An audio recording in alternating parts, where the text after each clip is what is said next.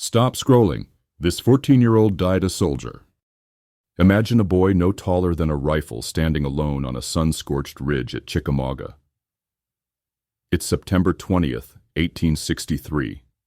Smoke and blood haze the afternoon as cannons thunder and men fall. 12-year-old Johnny Clem grips a sawed-off musket.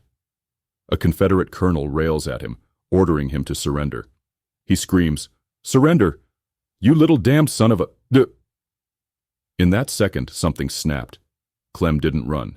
Instead, he raised his rifle and fired. The rebel colonel tumbled from his horse. No one believed a child could do that. By dusk, the drummer boy of Chickamauga would become the youngest non-commissioned officer in U.S. Army history. John Clem's war began long before Chickamauga. He grew up an orphan in Newark, Ohio. When Abraham Lincoln called for troops in May 1861, 9-year-old Johnny felt only one answer. He would go. His mother had been killed in a train wreck that spring, leaving him free but heartbroken. He is said to have run away from home at age 9, after the death of his mother, one account notes.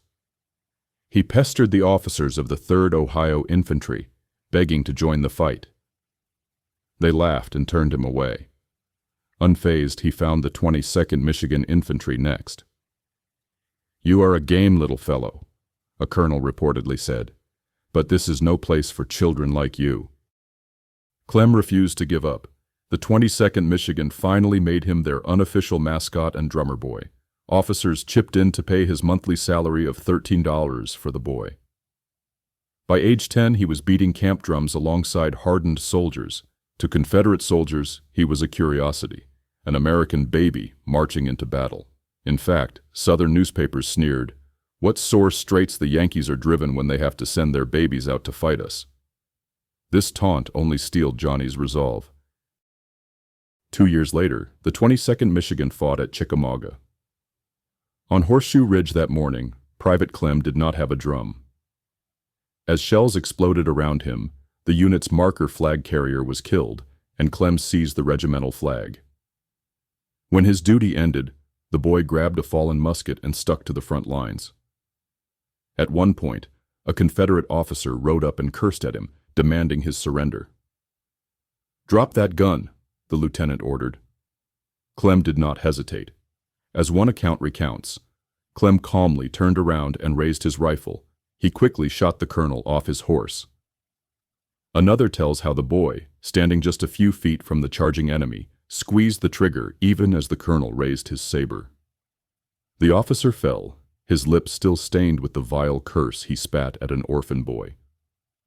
For 9 minutes, young Clem rode an ammunition wagon at the battle's crest, riding to the front, under fire. When the fighting ended, generals took notice. General William Rosecrans himself promoted Johnny Clem to sergeant, making him, at just 12 years old, the youngest soldier ever to become a non-commissioned officer in U.S. Army history. He was presented a silver medal by the Treasury Secretary's daughter, a Royal Order of Honor upon his left breast. The drummer boy of Chickamauga was national news overnight. Posters and songs called him Little Johnny Shiloh and the smallest drummer boy of Chickamauga. Clem's war turned darker after his moment of glory. A month later, he was captured by Confederate cavalry during a routine detail. The Southerners confiscated his battle-worn uniform, even the cap that had 3 bullet holes from Chickamauga. Losing that uniform broke him. The records say it upset him terribly. He spent a brief time in a Southern prison camp. Rebel papers gloated over the Yankee baby soldier who had fought so bravely.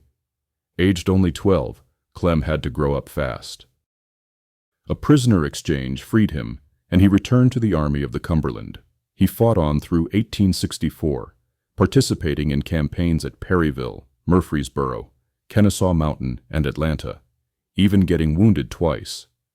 But the boy could not escape the scars of war. His heart had already been shattered once, and on the battlefield he saw hundreds die.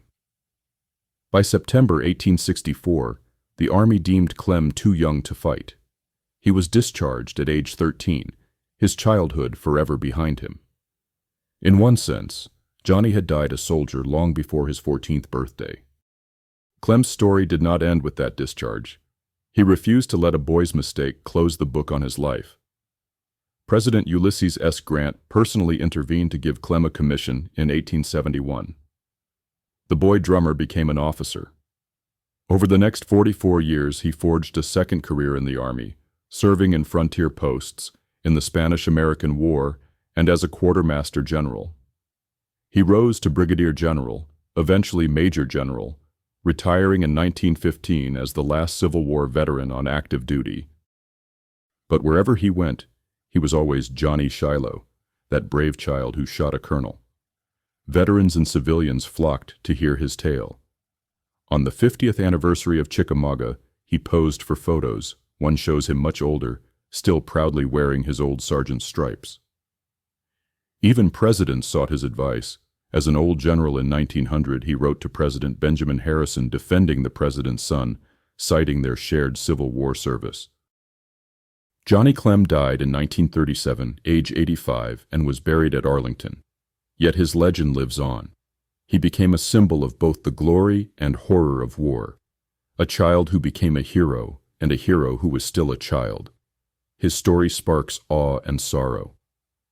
What motivated that little drummer boy? The loss of a mother, perhaps, or an unshakable patriotism at an age when most boys should be at home. What he endured, battle, blood, captivity, would haunt anyone's soul. Today, Clem's legacy is a reminder that war knows no age. He is remembered in Civil War lore, in folk songs, and even in monuments. One plaque near Chickamauga battlefield honors Sergeant John Lincoln Clem, Union Army, age 12. His life story presses on our conscience. What is the cost of war on the innocent?